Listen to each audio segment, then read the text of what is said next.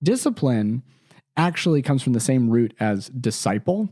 This is a word that often people use in religious contexts, but basically the relationship between a teacher and a disciple is the disciple is the student, right? It's the same. It's a Greek word that just means student. So when we think about discipline, what we really need to be thinking about is the fact that we are the teachers and our children are the students. So when we're disciplining, our primary goal at all times is to teach, not to correct, not to condition, but to teach. It's a brand new day. Wake up every morning and say, it's a brand new day. Hello and welcome to another episode of the Whole Parent Podcast. My name is John. I am the host of this podcast, which is all about helping you to raise resilient kids with confidence. We cover everything from neuroscience to development. Today we're talking about discipline. And yeah, it's just this podcast designed to help you to parent in the most effective and best way possible. And so I don't want to waste any of your time. I know that you are a very busy parent, most likely, just like me. And so let's just jump right in. The way this podcast is structured is that we get real questions from parents just like you who are in the trenches of parenting, figuring out how to raise kids, trying to do it better than was done for them. Although many of us had great parents, not to say that, it's just to say that, hey, we are in a different time. We're in a different era. We know more now than we knew back in the 80s and 90s. And so because of that, we're all trying to do better. And so the format is we get real questions from real parents like you, and we organize those questions around a given topic. Today, we're talking about discipline and boundaries, which is a massive topic. We're probably going to have multiple episodes on the topic of discipline and boundaries. These are just the three that we got this time around. And we delve into these questions. We give each one about 10 minutes, and then, yeah, that's the podcast. So that's what you have to expect if you're brand new to the podcast. If you are brand new, I really encourage you just to sit back and listen, to absorb, to contemplate the things that we're talking about. And if you really, really love it afterwards, make sure that you subscribe and write a review and do all of those positive things to help this message get to all of the parents that have not heard it yet. All right. So our first question today comes from Mark. He is a dad to a 5-year-old named Tyler. He says, recently we've been through a tough time during mealtimes. Tyler absolutely refuses to sit at the table, and if we try to insist, he throws tantrums that can last for what feels like forever. We're feeling overwhelmed and unsure of how to handle this situation without mealtimes becoming a daily battle. This is such a good question, Mark. I totally get where you're coming from. Many of us were raised in environments where family meals may have been prioritized, but family meals may not have been specifically for kids, right? We know that there's really good data out there that says eating with your kids at least 5 times a week. And I'm not saying that has to be, 5 dinner times. That's not what the data suggests.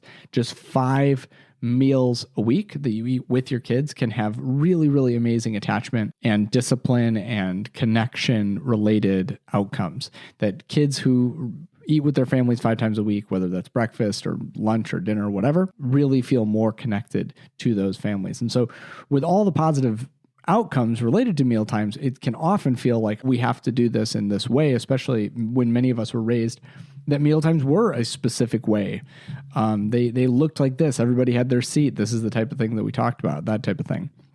But I think that we can actually do things that can really, really contribute, especially for a 5-year-old who probably is going through some autonomy, discerning behaviors, right? So when they're 5, this is something that I talk about all the time, but when kids are 5 and they start school, a lot of times they will really start to push back on our boundaries. And they're basically asking the question through their behaviors. They're asking the question, hey, now that I am not as close to you as I once was, now that I am out on my own, going to school, these things, are you still going to be there for me? And so that can look a lot of different ways for different kids. It can be baby talk. It can be rejecting, kind of fundamental parts of routines that we do, things like mealtimes. It can look a lot of different ways. And so the number one tip that I have in the midst of this is to maintain a level of consistent connection with your kid. And so kind of paradoxically in this case, one of the ways, as I just kind of highlighted, that the research says that we connect with our kids is through eating with meals with them. But in this case, the meal seems to be one of the places of autonomy-seeking behaviors and disconnection. And it could be because we're placing importance on it, right? So Mark, if you're a person who was raised where meals were this kind of, I'm not going to say formal, that's maybe the wrong word, but this really important aspect of your family life, and for good reason, as we've kind of highlighted, it can often feel like we have to make our kids participate in that way. And then our kids feel that and they go, wow, this seems to be really important for mom and dad. This is a place where I can kind of double down and the autonomy seeking behaviors can come out. So the more emphasis and we put on something, the more exaggerated our reaction to any given thing, the more likely our kid is going to press on that wound of ours to try and see what will happen when they do, right? They're just learning and developing as well. And so here are my kind of three aspects to this. The first is at 5 years old, we can have a conversation where we set some pretty clear expectations, right?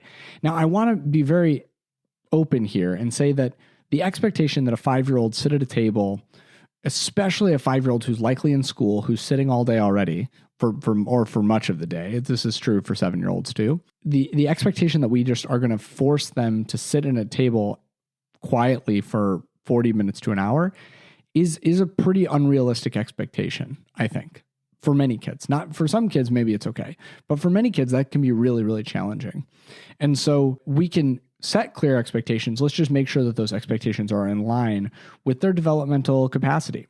And many people try and determine developmental capacity based on like what they were able to do at that age, right? So like when I was 5, I had to sit at the table for an hour. So therefore you have to sit at the table for an hour. That's not a good way to set expectations. The better way to set clear and consistent expectations is to basically sit down with your kid at a meal and determine, okay, what's the attention span to stay here? And maybe it's only 15 minutes and that's okay, right? Like that is, we're going to talk about some ways that we can extend that in a moment, but whatever the baseline is, let's start from there and let's build some positive rapport with our kids of, hey, how can we essentially grow together by building confidence around mealtimes? So how can we grow by doing it for 15 minutes and then saying, okay, yeah, you're free to go. And maybe me and mom are going to still sit here. And it doesn't mean that your meal has to be over. It just might mean that their time is. And this is a clear expectation and boundary for my 7-year-old. His attention span to sit at a table, he's probably ADHD, but his attention span to sit at a table is pretty low. His attention span to sit in general is pretty low. We love this about him. This is an amazing trait. It also provides some challenges with things like mealtimes. And so he oftentimes, maybe 20 minutes, once he's kind of done talking and done enjoying the conversation, and I'm not saying that you have to only have kid conversations during that time. You can also have adult conversations. Just make sure that you're not talking over your kid, right? You're not talking over their head or over their developmental level or specifically like just louder than them so that you can have this conversation. In fact, it can be okay to let your kid go once they've kind of exhausted their attention and then have those conversations. But, whatever that is, 20 minutes for us, he will go off and play, but there is an expectation that we're not necessarily going to go off and play with him at that point. We're still eating and we're still going to have our time to sit. And so there can be kind of varying degrees. You don't have to sit, but we are going to sit, right? So setting clear and consistent expectations of what that looks like. And then also understanding that when he does a good job of sitting and engaging in the conversation, you don't have to lavish praise, but you can use a little bit of positive reinforcement of just saying like, hey, it's so fun to sit here together, isn't it? I think sometimes we really demonize praise because we want kids to be internally motivated. And I think that there's a lot of wisdom to that, but it's also a pendulum swing of if our kid is not seeing that we are feeling good about what's happening and they're only getting our disappointment please don't tell your kid you're disappointed with them, but they're only seeing our kind of negative reactions when things don't go well, that can create unnecessary hostility as well. So that's what I would say as far as the clear expectations piece. The other two things that you can do that I think are really, really important. Number one, you can make mealtime just more positive in general for kids. So this is where I've kind of already mentioned this, but you can really try and tell stories that are descriptive. If you're going to be talking about something about your day, just tell the story in a way that a 5-year-old can understand. Even if you're really talking to your partner, tell that story in a way that your 5-year-old can participate in some way. Discuss fun topics that include the interests of your 5-year-old. Oftentimes parents don't take interest. I'm not saying you don't, Mark, but just in general, parents struggle to take interest in the things that their kids are interested in, whether that's Minecraft or whatever, Pokemon or whatever your kid is into, Hot Wheels, whatever. And when we fail to take interest in what they're interested in, mealtimes can feel like a real chore because now we're just kind of talking about grown-up things and we're not really interested in what you have to contribute. And this is also an awesome time to do something like an affirmation or a gratitude circle where you kind of go around the table and say something you're grateful for, or you can say your highs and lows for the days. Any of these things that reflect on the narrative of your child's day that allows them to reflect on the narrative of their day has the secondary beneficial outcome of having your child practice the narrativizing of their day and of their life, of their memories. And what we know now is that narrativizing, creating a narrative out of your experiences, is one of the great resiliency tools that we develop into adulthood. So that can have that secondary thing. And then my other side of this, not only making the mealtime fun, but make meal prep fun. Kids are way more likely to sit at a table and be interested in the conversation and the food if they are in some way contributing to the process of getting there.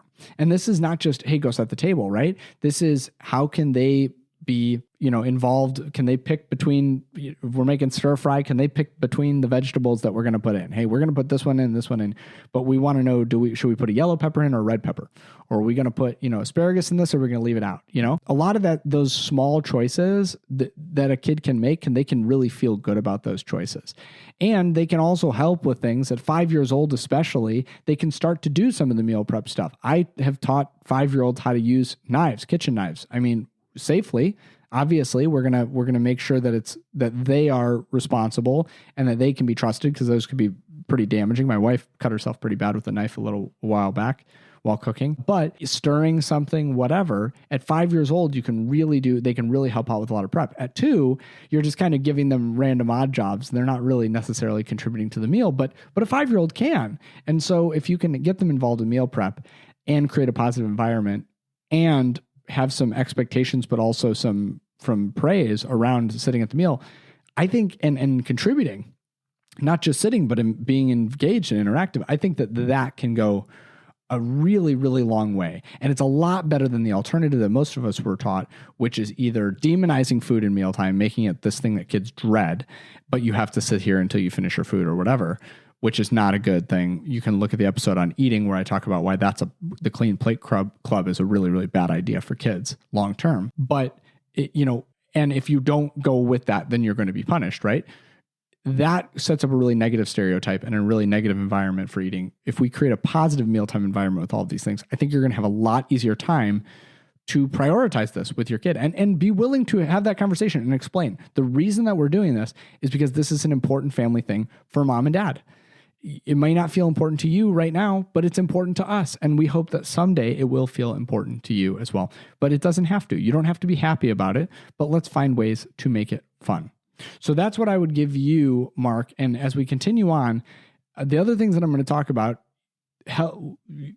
feel free to pick and choose through the advice and see what other places you might be able to benefit from as well. All right. So our second question, this episode is a little bit different than past episodes because these 3 things are somewhat different. They're just all around discipline and boundaries, but it's a totally separate type of situation. Unlike, the other episodes that are more highly specific. This is kind of another out of left field one. So this one's from Sarah, who has a 3-year-old named Emma. And she says, lately, Emma has been testing boundaries more than ever, especially when she's upset or doesn't get her way. One particular behavior that has been challenging is her habit of throwing toys when she's angry. How can I discipline her in a way that helps her to understand boundaries and consequences without yelling or spanking? Thank you so much, Sarah, for offering this to us as kind of a case study in how we can help to discipline, to teach, in other words, 3-year-olds.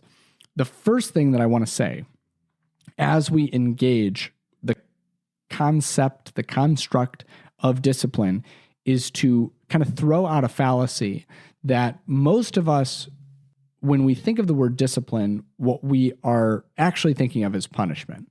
So when we think about like, I was disciplined for this, or, any of those things, any ways that we use that word outside of personal discipline, right? I have the discipline to get up and work out every morning, right? So neither of those things is actually getting to the core of what discipline is, as far as the root of what discipline is, and actually how we should be using discipline in parenting. Discipline actually comes from the same root as disciple. This is a word that often people use in religious contexts, but basically the relationship between a teacher and a disciple is the disciple is the student, right? It's a Greek word that just means student. And so when we think about discipline, what we really need to be thinking about is the fact that we are the teachers and our children are the students. So when we're disciplining, our primary goal at all times is to teach, not to correct, not to condition, but to teach. And so many of the discipline practices that we experience as children are actually born out of a fundamental misunderstanding of teaching, where we think that what we should do is just condition kids to be afraid of doing a given thing, like throwing a toy. And if they're afraid of throwing a toy, if they receive a punishment as the result of throwing a toy, whether that's a punishment of physical pain, like spanking, or a punishment of emotional pain, right? I'm being yelled at. A punishment of relational pain, I'm being ignored, I'm being dismissed. Punishment of social pain, I'm being grounded. Obviously, you don't ground a 3-year-old, but 13-year-old, right? Grounded, you can't go see your friends. You can't go to your friend's birthday party. That's social pain, right? So what we do is essentially what we're trying to do with punishment is we're trying to condition kids. And what we really want to do with discipline is we want to teach them. So the goal with teaching a 3-year-old is to redirect and then express the consequences surrounding throwing toys. So there's consequences around throwing toys are not anything that we impose. They are things that naturally come from throwing toys. So if those who are watching online right now or watching the video version of this podcast know that I have a cut on my forehead that is actually probably a fingernail. But let's just take for the example of this, that if I had been hit in the head with a toy, that would have been the consequence of throwing the toy. Somebody gets hurt, right? Often the consequence for throwing toys is toys get broken. That's another consequence of throwing toys. Sometimes the consequence of throwing toys can be something that we impose in order to prevent one of those other worse consequences. So if we're throwing toys in a way that hurts people and we want to prevent somebody from being hurt, maybe that toy will be taken away. Now people say, well, that's just a punishment. You're just removing positive reinforcement. That's by its very nature a punishment. No, not when what we're communicating is, if this continues, somebody will get hurt. And to prevent somebody from being hurt, I have to remove this thing. It's fundamentally different than doing that makes me mad. And when I'm mad, I take out my aggression by making you upset, right? So this is the difference between consequences and punishment. Consequences are the natural reaction of something that happens, and versus punishment is the kind of arbitrary social pain or physical or relational pain that we press upon often children, but adults as well, in order to make them feel bad or feel upset. And because they feel upset, be conditioned to not do the thing anymore. So understanding that our goal is actually to stop her from throwing the toys because she understands to some extent that toys being thrown is inappropriate for whatever reason, actually is a much better way to do it than just, we don't throw toys. Why don't we throw toys? Because it makes mom mad. Who cares, right? Mom, I guess. But then Emma doesn't learn that we don't throw toys all the time. We just don't throw toys around mom, right? So this is my fundamental opposition to punishment, and it's one of the main things that I talk about in general related to discipline is punishment-free discipline. But as far as we're concerned for this, what would we do instead, right? Because it's one thing for me to say, hey, don't do that stuff. And you even identified, I don't want to yell and I don't want to spank. Very, very good. Awesome. In all likelihood, most of us were yelled at and spanked. In fact, the statistics on this are pretty astronomical. 70% of parents in 2012. So this is way after every person who's a parent today was already, I guess I don't technically know that, but most of us were in 2012 no longer children. I would say the overwhelming majority of parents today were no longer children in 2012. They're either out of the house in some way or they were in their teenage years or whatever. And as late as 2012, 70% of parents thought that certain behaviors warranted hitting your children, spanking. 70%. Think about that. 7 out of 10 people that were hit, not just because their parents were upset, but because their parents thought it was necessary to do so. So let's just dispel that rumor. It's never necessary to yell at your kids. It's never necessary to hit your kids. You may yell at your kids because you've been conditioned to it. You may even spank your kids at times because you've been conditioned to it. Spanking is worse than yelling, no doubt. The data backs that up. But you should be trying to stop all of those methods of discipline. And instead, we should be doing some things instead. So with an older child, let's just get this out of the way first. It's a conversation. So it's, hey, this is why we can't do this. If we were talking about our 5-year-old Tyler in the last question, this is how we would go about it. We'd have a conversation about it. With a 3-year-old, you may not be able to. It may be, depending on developmental speech and communication skills, impossible to communicate to them that they can't or they shouldn't do this. They could, right? Still throw toys, but that they shouldn't do this for X, Y, and Z reasons because someone will get hurt, etc. Beyond that, I think beyond the conversation, in other words, and beyond the collaborative discipline that you can do with older kids, which will be a whole nother episode someday, the next thing that we can do is we can redirect. And there's 2 primary ways that we would want to redirect this. And then we can implement a consequence. So I've already mentioned the consequence, so I'll get that one out of the way. I would say that the consequence around throwing toys is that the toy has to be removed. And it's, again, we would explain this in the way of, hey, I'm removing this toy, or hey, I'm going to put this toy away for a little while because it seems like you really want to throw this toy, and this toy is not a toy that we can throw. It could hurt somebody, it could break something in the house, etc. Right? So that's number 1, right? Balls, no rubber, what are those, like rubber playground balls in the house. My son brought one in the other day. I said, playground balls do not belong in the house. He goes, no, I just wanted to show you. Boom, hit the table, glass went flying everywhere. Okay? So that rubber playground ball now is no longer allowed in the house for any reason. It has to be kept outside at all times. It does not have a place in our house anymore. It can't even be brought in to show me to clean it off. You have to clean it off outside. We can create a consequence surrounding that, which is just, hey, this consequence is to prevent future harm. Any consequence that is leveraged in the effort to prevent future harm is a good consequence. I shouldn't say that. That's probably not true, but in the way in which I'm thinking of it right now. Number 2, the second thing we can do is redirect. And there's 2 ways that we can redirect. Like I said, the first way that we can redirect is we can say, hey, throw this instead. That works really, really well because the neural pathway that's firing in their brain to make them want to throw this thing, then that itch is scratched, but it's tied to a new item. So you have like one of those soft little cushy balls or, a stuffed animal or something that you are comfortable with them throwing in a given environment. They go to throw their toy. You say, oh, wait. Let me take that from you here. Throw this instead. Then they'll actually build a neural pathway. These are the things that I can throw, and these are the things that I should avoid throwing. So that's a really, really great way to kind of handle that situation on the front end. On the back end, the other way to redirect is that we just kind of expressly tell them, and this is where parents get really, really frustrated, but it does work. It just works slower than you want it to, which is they go to throw it, and then you say, nope, toys are not for throwing, and you hold the item and you put it back down. Toys are not for throwing. Toys are not for throwing. So I had to do this redirection with a 2-year-old today. Earlier, my 2-year-old who was trying to eat like cheesy breadsticks dipped in marinara sauce on the couch. So we don't eat in the living room. I mean, we probably don't follow this boundary closely enough because obviously he thinks that he should be able to eat this in the living room, but he keeps dipping it and then trying to leave for the living room. So I had to keep taking it away from him and putting it back on the table. And I just go, nope, we eat breadsticks on the table. We eat breadsticks on the table. We eat breadsticks on the table. And people are like, oh my gosh, I would just go nuts. And it's like, well, I would rather repeat myself 10 times right now in that process than have to repeat myself 50 times over the next 6 months because I yell at them and they don't interpret what I'm actually saying, and they don't actually learn anything.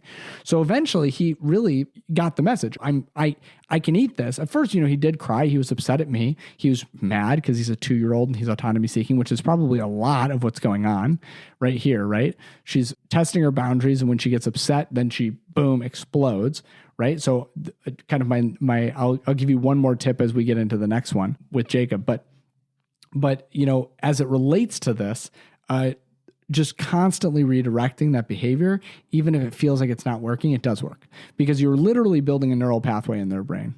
Every time you say that, every time you redirect them, no, this is where we eat. No, this is where we do this, or this is, toys are not for throwing. This is how we put down toys. This is how we do toys gently. And not just saying, don't do it, but also saying, no, gentle with toys, put the toy down. That's the stuff that really, really seems to work well, because you can't just tell a kid not to do something. It's like telling a person not to think about, I forget what the animal people say. Oh, don't think about the elephant, right? Don't think about an elephant. What are you going to do? You're going to think about an elephant. Kids, in their brains, that's how they work. They don't have the prefrontal cortex development to come up with an alternative to what they're doing. So instead, you give them something to throw, or you say, nope, toys are not for throwing. We put toys down gently. Right? That's the second half of that. The same thing as, hey, nope, you can't eat this in the living room, becomes, this is where we eat it instead. Nope, we don't put this on the couch. We eat it at the table. We eat this at the table. We eat breadsticks at the table. So I hope that kind of gives you some ideas. And like I said, I'll touch on one more tip as we go forward. I'll let you know. All right, before we get to our third question, I wanted to take a really quick moment here to step aside and remind you of a couple of things. The first is that if you are not on the Whole Parent email list yet, this is where all of the best content for Whole Parent is. So all you got to do is go to link in the description of this video, in the show notes, and sign up for the Whole Parent email list. Every single week on Thursday, I send out an email. It is full of amazing parenting content. Sometimes it has to do with something that we've talked about on the podcast. Other times it's just other things. And also when I do amazing workshops, I'm doing a workshop this week, but whenever you're listening to this, if I have an upcoming workshop, I'm primarily going to talk about that on my email list. So make sure that you're on that email list so that you can get access to all of that. I have an upcoming book. When pre-orders become available, the email list will be the first people to know. So if you are not on the Whole Parent email list yet, you have to get on it. And the second thing is kind of a request from me, and that's, if you are finding this podcast helpful, would you really quickly just jump out of the podcast app right now? Not if it's your first episode, but if you've listened to a couple episodes, jump out of this episode right now into the podcast app that you're listening to and rate and review the show. I know it takes a couple of steps. It's not automatic. They make it harder than it needs to be. But when you do that, it shows that you really are passionate about the show that you're listening to if you went through that effort to submit a rating and a review. And so this is one of the number one ways that the podcast apps decide to put content out. And so when you do that, you actually help Whole Parent to grow. You help it to push to more people so that more people will download it, more people will subscribe, more people will get updates, more people can join the email list. And when all of those things happen, it allows me to keep putting out amazing content like this. So without further ado, let's get back to the episode with question number 3. All right, our third question comes from Alex. He says, I'm a father to a 7-year-old boy named Jacob. Recently, Jacob has been struggling to follow instructions and complete his chores. No matter what approach we try, he doesn't seem to grasp the importance of responsibility and following rules. It's becoming increasingly frustrating, and I'm worried about how to give consequences that will resonate well with him. Great question, Alex. I'm super excited to answer it. Really, at the core here is the construct of collaborative consequences. And that's what I want to highlight here. I understand that many kids don't want to do chores. Many kids don't like following instructions or abiding by boundaries. That is a normal kid thing to not like to follow rules. It's a normal kid thing to not want to do the boring chores.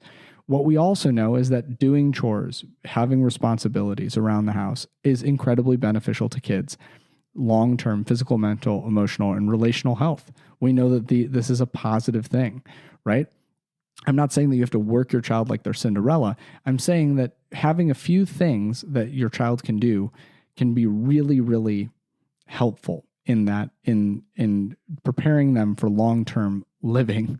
I know so many parents who just don't prioritize chores. They just say, hey, my kid's job is to go to school and get good grades or whatever. This actually leads to kids not feeling as committed and connected to a family. When you're contributing to something, you feel more connected to it. And so similarly with the, sitting around the table at dinner time, that can be really, really a beneficial and helpful thing. And so I have a couple of pieces of advice. The main one is we're going to talk a little bit about collaborative consequences, which I'm sure we'll have an entire episode about later on. But the first thing that I want to do before even getting into the collaborative consequences is to offer that sometimes for many kids, it is not the difficulty in actually doing the chore. It is the difficulty in remembering to do the chore. And I know that may sound very like an excuse. For many kids, it's not an excuse. This is the truth. There are many people who, for whatever reason, the way in which their brain functions, it makes it very, very difficult to remember and follow through with menial tasks. I think specifically of kids who are ADHD, which obviously I'm not prescribing or trying to diagnose your son or anything of that nature. Don't hear me doing that at all. But for kids who are ADHD, things like chores can become incredibly difficult. And the reason is they just have a different way of processing dopamine in their brain. And it means that they don't have the same satisfaction for doing menial or not novel tasks, not engaging tasks. And so something like doing the dishes or whatever the chore may be, applicable for a 7-year-old, that becomes incredibly difficult for them. So just 2 things that I would say on that note. It's really, really easy to get into the habit of assuming that your kid just doesn't want to do chores because they don't want to. Don't make that assumption. Try and give your kid the benefit of the doubt. This is a common, age-old adage that has been kind of co-opted by a modern parenting creator. But the age-old adage is that you want to be as generous as possible in the way in which you view your kid. You want to assume that they are doing the best that they can with with the development and the brain and the personality that they have. And so if you're going to do that, you wouldn't just assume that Jacob is just blowing you off. You would assume that, hey, this is a real struggle for Jacob, and we have to figure out a way to go about making this a little bit less challenging. And so the first thing would be, hey, how can we identify chores that feel for Jacob like these are things that can be done? Maybe it means that you have to have it can't be the same chore. Maybe it has to be the same chore, right? Different kids are different ways. Some kids, what's more important to them, that they go around and they do each chore every month or whatever, rather than doing the same thing all the time. Other kids, for example, me as a child, if I had one chore that I was responsible for, I was much more likely to be able to actually achieve and do that chore than if I was trying to cycle through and I couldn't remember, am I on dishes this week? Am I on this week? Am I on this week? So just finding applicable chores that actually work and finding chores that are not outside of the developmental capacity of your child. 7 years old is pretty old, and they can do a lot of things. They can help with so many things. They can get themselves snacks. They can help take out the trash. They can even help with things like the laundry. But there are things like cleaning the gutters that you should not have a 7-year-old do. And that's a really obvious example, but there are others that are just a little bit, they may involve too many steps. They may be a little bit too complex. They may involve a little bit too much critical thinking skills. Obviously, a little bit of stress on that critical thinking is going to help them develop critical thinking, but going beyond the little bit, like it's actually overwhelming to do this chore, that will have a serious impediment. And it might not feel that way to you, but it can feel that way to them. The other thing that you can do is you can create a visual chore chart. And visual chore charts are not just lists of chores. They're things with like little animated pictures or something like that. And anybody can do this. You just go online to Canva or even just like whatever software is available on your computer or on your phone. And you can make little icons and print them out or trace them out or whatever. And these icons can help you to identify what the chores are. And when it's visual, it can really, really help kids to see it and then remember better, right? And so visual chore charts are really, really helpful, especially things where you can create like a picture. Like, for example, this is something especially, again, for people on the spectrum or ADHD people, but you can have a picture of what it looks like when it's done. That can be a really helpful visualization. But for 7-year-olds, visual aids can be super, super helpful. The next thing that I would say, beyond finding applicable chores and having a visual chore chart that can be very, very helpful, and setting reminders, you can also have reminders and things like that. Like there are all sorts of little pieces that you can build into the system. The second thing, and this is where we get into collaborative problem solving or collaborative discipline or even collaborative consequences, is that you want to involve Jacob in the setting of the boundaries and the consequences around not getting his chores done. You want him to have agency in that process, because any process that he has agency in, he will be infinitely more invested in. This is the same thing that we were talking about way back in the first question with why it's helpful to have kids prepare the meal, because then they're invested in the process of sitting down for dinner. The same thing is true with kids setting the consequences or the chores that they have, right? So you can make the distribution of chores really fun. You can have them pick chores out of a hat or something like that. That's like a fun thing. Some kids, that's really overwhelming and they don't want to do that. But in whatever way is possible, try and find ways to have him contribute to the setting of the chores and the whole process around them, up to and including the consequences for not following them.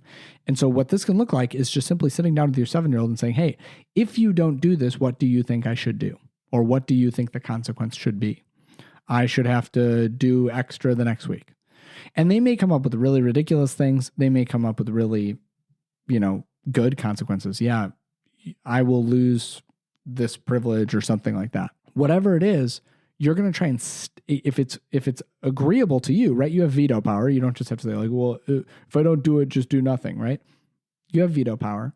Whatever it is, now you have had their buy-in in the setting of that consequence, and they're going to be way more susceptible to the implementation of that consequence when it becomes necessary, because they were the one who decided on it in the first place. They decided what the consequence was going to be. Whatever it is, I can't use my iPad until I get the chore done every day, whatever. And it doesn't have to be a consequence. It can also be the framing of the thing up to the point, right? What do you want me to do to remind you to do this chore? Well, I want you to come up to me and I want you to tell me that the bananas are getting rotten in the garbage can or something like that. Like the kids think up silly things. Tell them that. Work within their framework. This type of collaborative parenting approach where you're actually allowing them to have agency and autonomy into the discipline process, into the teaching process, actually leads to kids having way more susceptibility to that teaching. This is why child-led learning is so important and so powerful. When a kid wants to learn something, they're way more likely to learn it. When a kid wants to actually get their chores done because they've been in the process of setting what those chores are, of determining the boundaries around those chores, of determining the consequences when we don't do those chores, whatever it is, your kid is going to be infinitely more bought in. And so it goes from being a thing that mom and dad are telling me to do this, right? To, no, this is something that I'm doing to contribute to the family, because I had agency and I had buy-in and I had autonomy in this process. And so that is so, so important and effective as a parenting tool, to just use that discipline process to give them a sense of buy-in and agency. And then one thing that I said that I was going to give Sarah one more thing to say with Emma, and I wanted to also say this to you. When kids get upset, the time to discipline is not in that moment. And so whether it's with Emma, the 3-year-old, or with Jacob, the 7-year-old, when kids get upset and they kind of panic, freak out, do whatever, that is not the moment to try and, enact some form of discipline. Wait till cooler heads prevail before you try and go forward with any sort of consequence. Or, you may have to hold a boundary. Obviously, you don't want to just let your kid get hurt or hurt someone else or destroy property, etc. But as far as the actual teaching moments or the consequence delivery or any of that, you can always wait until your child is calm. And so if Jacob is really, really struggling with his chores, even after you've done everything that we're talking about, and it is going to have to be a hard conversation about, we just have to do these responsible things, wait until there's a moment where that actually is not going to be a heavily charged moment, right? Whether it's you who needs a cooler head to prevail or whether it's your child. Don't try and discipline in the moment to the extent of lecturing, teaching, whatever, above and beyond what is necessary to keep your child safe. It's always better to have those conversations later when cooler heads are available and when the discipline is going to take far better root because they have literally more blood flow going to the learning centers of their brain. They're going to literally be able to interpret that and embody that in a much more healthy and effective way. So I hope that these ways of thinking about discipline and consequences and boundaries have kind of been a taste test or a starter to this conversation, because we are going to have so many more episodes about discipline and consequences and boundaries. These are kind of the fundamentals of parenting. This is where a lot of our parenting is put to the test. This is where a lot of us go back into our childhood wounds. This is where a lot of us, want to default to punishment or whatever else as a means of gaining control. This is also the place where we can do the most amazing and transformative work that is cycle breaking, not only for our children, but for generations to come. And so we're going to have so many more episodes on this, but I hope that these 3 questions started that conversation and encourage all of you out there in podcast world to ask more questions. And on that note, as we end this episode, I wanted to offer you a new place that you can submit questions. So far, we've been getting questions inside the membership. Some of these have come from the membership and also just on social media. But the new place that you can submit questions to, if you want your question to be answered on the Whole Parent Podcast, is you can just send them directly to podcast@wholeparentacademy.com. So that's podcast@wholeparentacademy.com. And that is where you can send a question laid out like this. Just make sure that you say your name, the age of your child, and if you would prefer your child's name, some people don't give their child's name. You can give a fake name if you want. Sometimes it's just easier for me to talk about it in the way. And I have, on occasion, changed names when a parent has said, hey, I don't want to give my real name, especially parents in the membership. I don't want to give my real name or my child's real name if it's going to be on the podcast. We don't have to give your real name. We can give you a fake name for the purpose of this, but you'll know because the rest of your question will be the same. So if you have questions, please, podcast@wholeparentacademy.com. That will now be in the description as a place that you can go, in the show notes, I should say, or the description, depending on where you're watching this, where you can email those questions to, and you'll go in the log of the questions that we get. And we try and answer as many questions as possible doing this twice a week. So I'm so glad that each and every one of you has been asking all these questions that we've been able to answer in these amazing ways. So thank you all for doing that so much. It's been just a joy to do this podcast so far.